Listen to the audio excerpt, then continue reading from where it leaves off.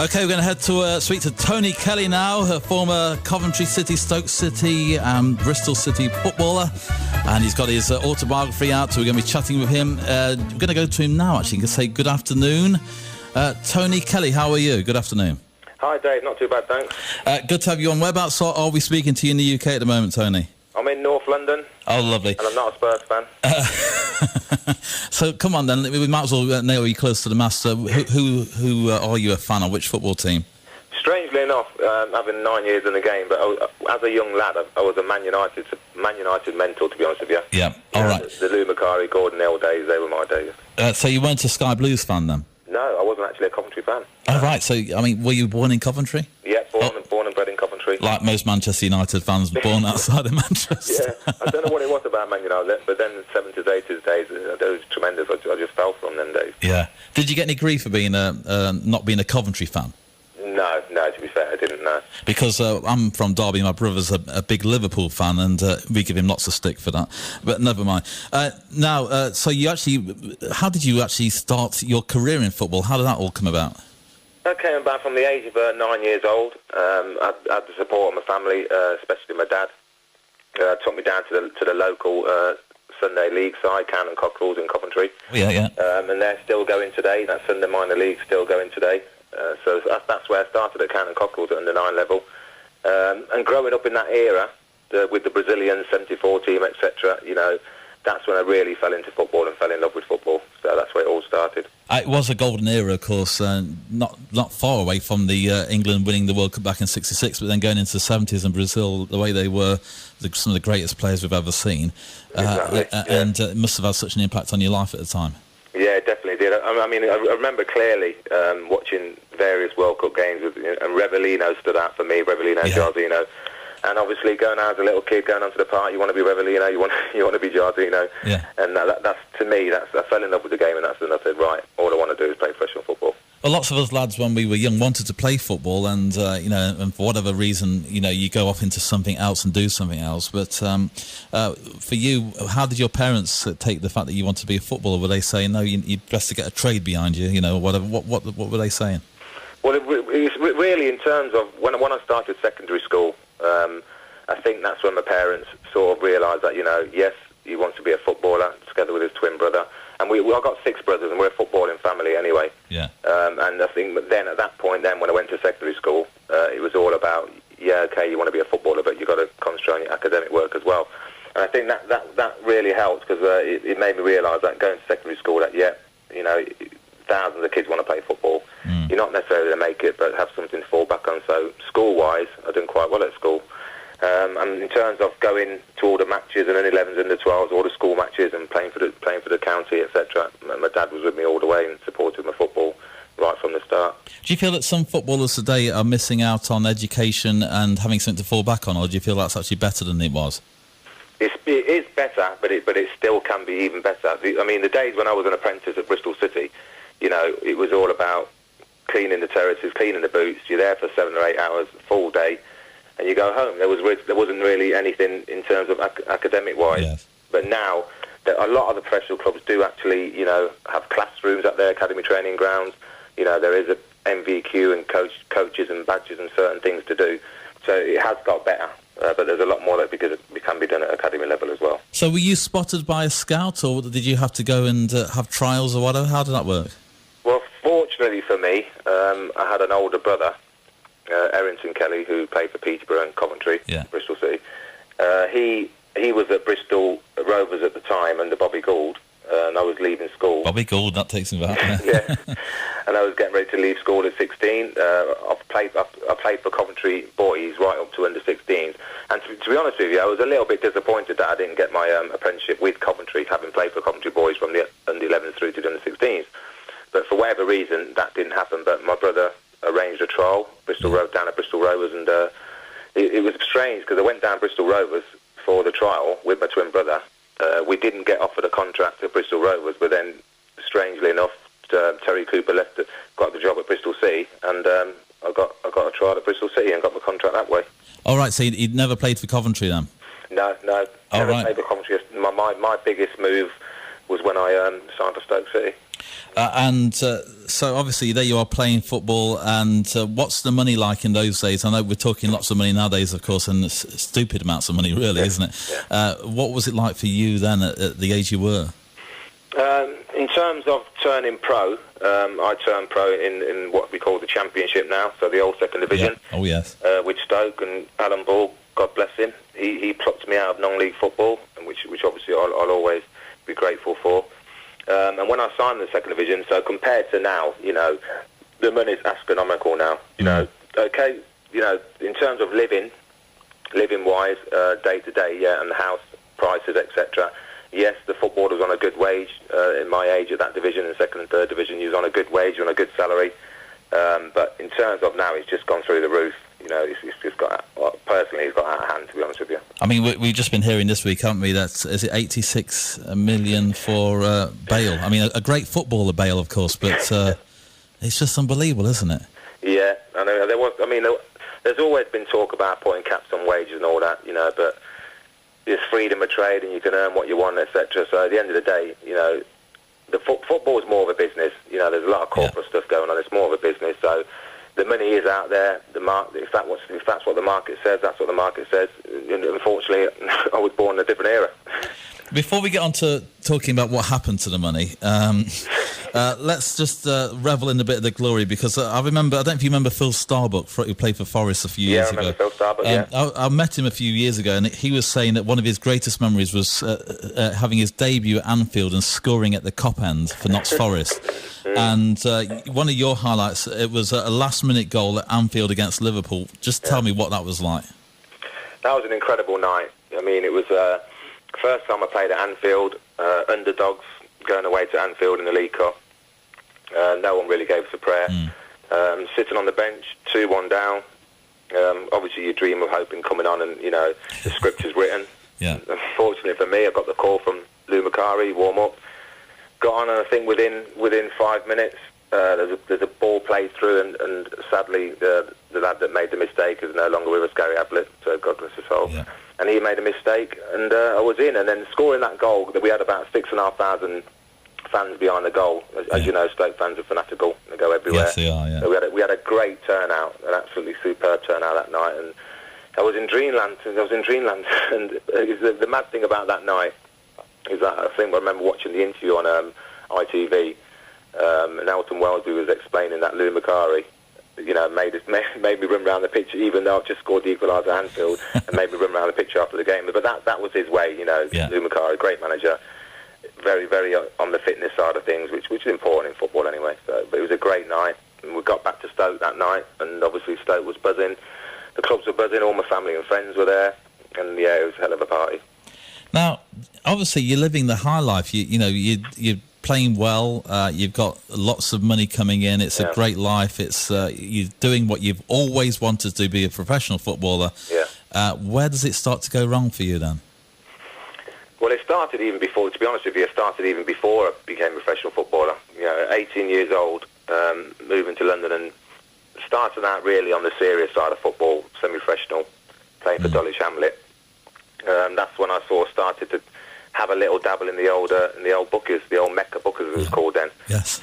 And I started doing the little coupons and that, and without realising, slowly, you're getting drawn into it. You're not really realising it. It's a bit of a buzz. You have a win here and there. You get caught in this false sense of security that you're going to be winning every week and blah blah blah. And then as time went on, and I turned professional at 22, 23. The more, obviously, I was on more money, so more ammunition, and then it was basically just slowly got deeper and deeper and deeper into it until, obviously, ultimately it became an addict whilst playing for Stoke and in my professional career. Is it an addiction? The reason I ask that is because you must. I mean, you weren't daft. You've heard the term. It's a mugs game, and you knew that the bookies were the ones that were, they weren't there for their health. They were making money out of it as well. Yeah. So you knew all that in the background, but you carry on anyway. Yeah, and I think that's where the addiction side of it comes in. People will say, you're earning good money, why do you need to gamble? Which logically makes sense. But when you're an addict, it's like it controls you. It starts to take over your life. And basically, it doesn't matter how much money you earn. Your next fix, all you want to do is be in the bookies, be in the casino. You know, you're still waiting for that big jackpot win, which you think is going to get you out of jail. And then all the other things follow in terms of, you know, when you're a gambling addict or you've got a serious problem with gambling is the chase, is when you're deep in debt and you've lost X amount of money, and then you start chasing it. And it's just a spiral of, you know, decline, basically. So it's not about getting the more money, but it's the thrill of the chase. Is that what you? Is that what you? No, the chase is the danger, because obviously, you know, once you're in a position where, you know, it's controlled you, it's running your life, and you're gambling away and you're losing X amount of money, you're getting deeper into debt. You know, all you're trying to do then, like, you're gambling continuously, but you're then chasing your losses. And that's the worst thing a gambler can do, chasing your losses, instead of, if you could say, all right, stop, I've lost this amount, you know, stop while I'm winning, and just, you know, try and rectify the situation. But that's what gamblers don't do. That, you know, they chase their losses and hope that they're going to get the big win that's going to get it all back. And obviously, more cases than not, that doesn't happen. What sort of effect did that have on your family life, for number one, and then also your career? It had a massive effect on my career, because going back to when I was 16, got released at 17, I was supposed to be the next best thing at Bristol City, you know, having made my debut at 16.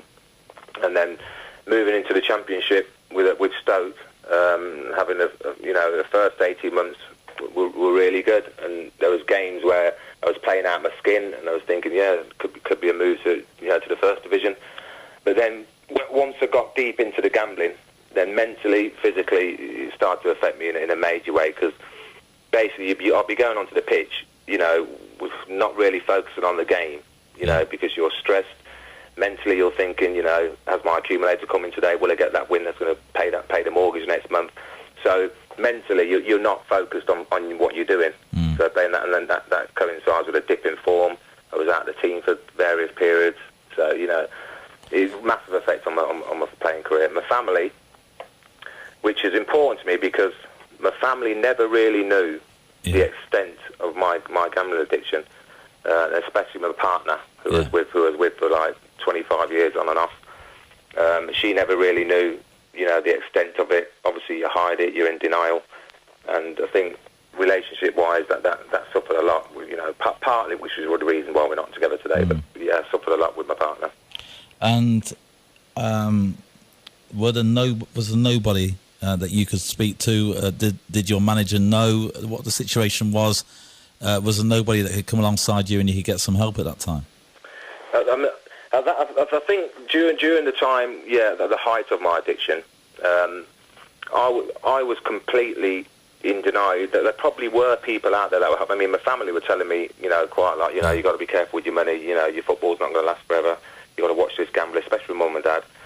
But I think it's the pride, it's the embarrassment. You know, you don't really want to let people into your world of what you're doing and what you're losing and where you're going. So you keep it to yourself. And in terms of the football managers that I played under, I think possibly Lou Macari had an idea, because obviously I dipped to form, and there was a time actually when I had to go into his office and get some money out, ask for money out of petty cash after a bad day at the office. So I think he, if anyone, was the only one that really probably had an idea that I was suffering. But in terms of, when it's interesting you say that about managers, because today, you know, me looking back on the experiences of how I was, it's very important that, you know, managers and coaches, even agents and, you know, scouts, etc., that I personally think there are telltale signs. You know, you might have a lad that's chirpy and a joke and a pack every day in the dressing room, and then for a couple of weeks, you know, he's gone quiet. You're thinking, well, you know, there are telltale signs, players losing form for no reason whatsoever. So I think they're things that managers and coaches can look at. Did this destroy your careers? Would that be the case, or would you feel if this wasn't in your life that you would have gone on and become maybe a greater player than what you were? 100%. I mean, because if you look at it, I'm at Stoke City, I'm at a big club, at the second tier of football.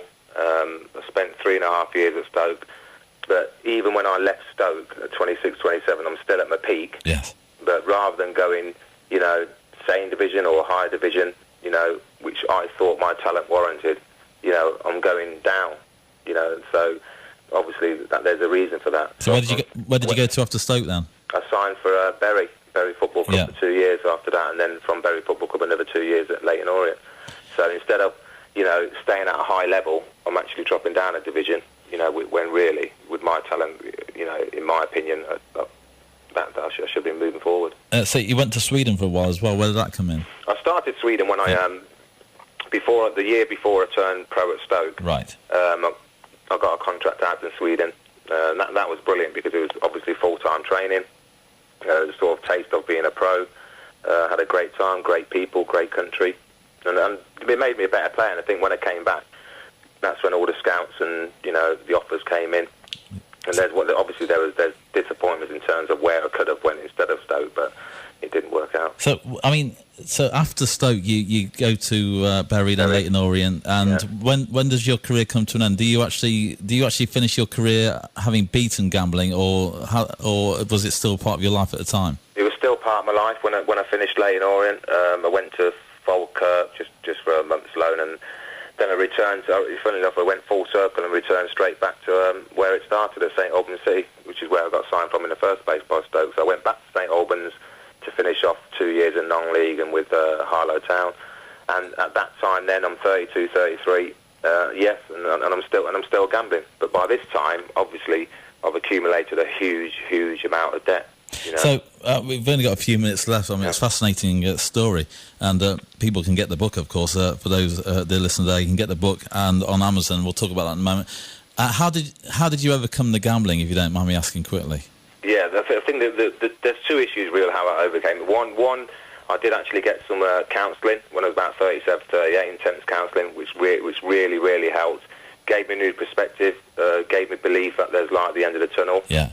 And also I did have a chat with I was at Network Rail at the time, job-wise, and I had a long conversations and meetings with the local chaplain and got my faith back. And basically I just had a new perspective on life. So those two things really helped me. My family support, I've got a big family. I knew what I'd lost, I knew where I'd been, and I found strength basically to know that, this is not the end. Got some debt counselling as well, and that helped me regarding my debts and how I can get rid of my debts. And as you'll probably read in the book, it culminated in me making a massive decision in 2009, which was basically to go bankrupt. Sometimes in life you have to take a step backwards to go forwards, and that I've obviously wiped out my debt. Well, maybe we'll try and get you. I'm also a minister of a church. That's my other hat, and so maybe I'll try and get you onto my Christian program on a Sunday morning. Interesting. And have a chat with you about how that all affected your life and changed it. Yeah. Now, it's fantastic. If anybody wants to get the book, before we get onto that, let's just touch on what's happening at the moment. Manchester United last night played Chelsea. What's your feelings for Man United this year as a Man United fan? Man United, I personally think they'll win the league. I think their squad is very strong in terms of attacking options. They've got attacking options all over the place. I just think all round as a squad, Man United are going to win the league. And obviously David Moyes taking over from the great Alex Ferguson, of course. That's a big shoes to fill. Do you think he's going to be able to do that okay? Yeah, I think it's big shoes to fill, but I've been an admirer of David Moyes over the last 7 or 8 years at Everton. He's an excellent manager. He knows exactly what he's doing. He knows how to get the best out of players. And I think, it's a major, massive appointment for Man United, David Moyes. What are you doing at the moment then? Because are you wanting to be involved with football still? Is it still the love of your life? Yeah, football-wise, I'm basically, hopefully, after my book comes out, I'm going to be speaking to various people and trying to get this awareness of gambling in football, seriously out there, and hopefully do some consultancy work and, basically just keep it in the forefront, because it needs to be dealt with, it needs to be addressed, and hopefully that's one thing I want to be working on. I'm at Tottenham training ground where I work, where I meet a lot of good people and a lot of football people, and that's interesting, so I enjoy my job there. And hopefully I'm going to do a little bit of scouting for kids and hopefully find one or two, young players and get them into the game. Brilliant. Well, Tony, really appreciate your time this afternoon here in Spain, and wish you all the best with the book. Yeah, appreciate it. Thanks for having me on, Dave.